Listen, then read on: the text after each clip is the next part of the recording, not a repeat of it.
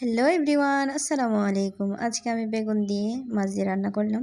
প্রথমে কড়াই গরম করে তেল দিলাম, দেন পেঁয়াজ, তারপর ধনিয়া পাতা, তারপর কাঁচামরিচ, পেঁয়াজ পাতা, টমেটো সব দিলাম।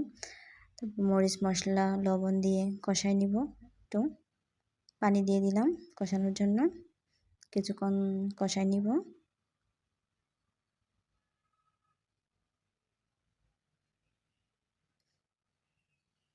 তরকারির সবচাইতে মজা হচ্ছে কষানো।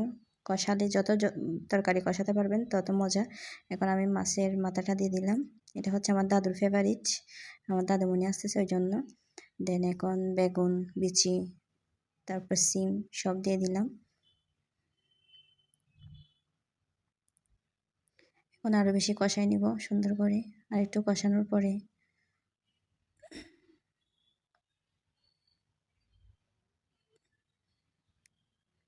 কষানোর পর পানি দিয়ে দিব।